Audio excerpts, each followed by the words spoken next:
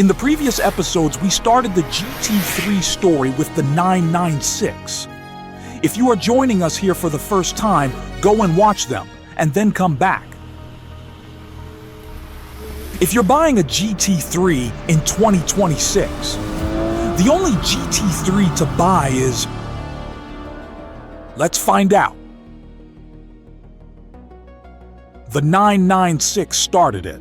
The 997 perfected it. The 992 took everything to the highest level possible. When the 996 GT3 was born, Porsche was still recovering financially. Remember, the early 90s recession hit hard. Here you see a factory worker on the right making large colored balls, which he will then ship to a colored ball. This isn't an economics class. I am sure you get the picture. Disappears as a customer. Now, with no customer and too many balls, the store owner is close to ruin. And now we are heading to a classic severe recession. Consumers stopped buying expensive cars.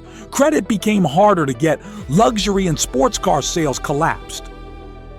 For niche manufacturers like Porsche, Ferrari, Lotus, TVR, Saab, and Alfa Romeo, this was devastating. With exploding development costs as cars were becoming far more complex, the consumer was also becoming more educated in what they wanted. New requirements included crash safety standards, the introduction of airbags, ABS, emissions controls, noise regulations, onboard diagnostics. Small manufacturers simply couldn't keep up. Why does any of this matter to the 996 GT3 story? This wasn't just a new 911. It was cheaper to build, easier to manufacture, and more compliant. Porsche had only just been saved from financial ruin by the Boxster, and the 911 shared parts with it. By the time the 997 GT3 arrived, Porsche was profitable, stable, and able to invest. No longer fighting for survival, it was thriving. So now you understand how we got to the 997. Things should start to make more sense. The 996 GT3 was brilliant, but it was created during a period of constraint. But when it comes to the point in time that the 997 GT3 was developed, investment into R&D had increased. The GT department had proven itself, and the handbrake was off. With this 997, Porsche could spend more time refining suspension geometry, improve materials and tolerances, improve quality control, improve cooling, braking, and durability. The word improve was the constant here, to take what had been started and make it even better. It feels more solid, more precise, more cohesive. It isn't softer, it's better engineered.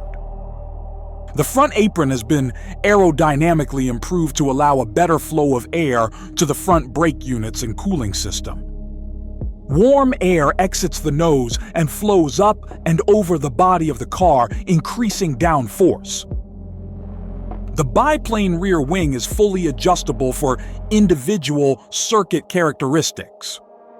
The lower section uses a gurney flap to generate even more downforce. And interestingly, the 2023 ST relies on this at the rear alone. So this 997 spoiler system is advanced and very functional. The overall result is a car that doesn't produce lift, just pure downforce from the front and the rear. The perfect aerodynamic balance. This gives the driver increased grip and improves directional stability. This makes this a much more capable car. Now remember, the 996 proved the idea of the GT department. The 997 allowed Andreas to refine the execution.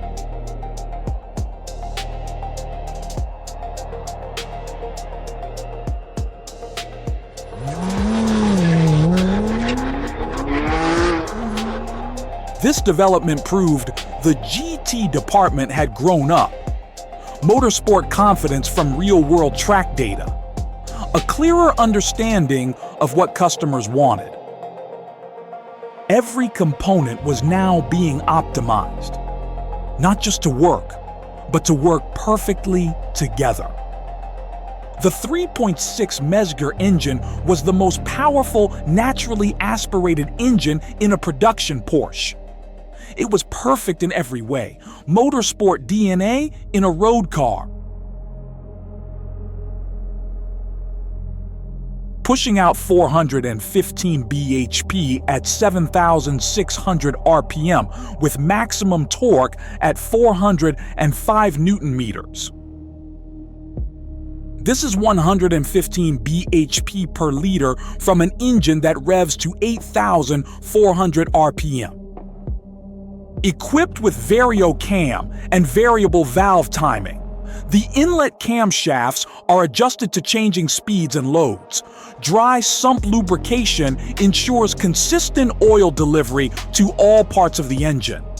The inlet manifold is combined with a new twin-exit sports exhaust system that maximizes throughput rates, improving everything from emissions to overall engine performance across the rev range. The 6-speed manual gearbox has been fine-tuned, designed for higher racing loads with a shorter shift for precision. Combined with a limited slip diff, this GT3 provides the optimum amount of torque when accelerating out of a corner.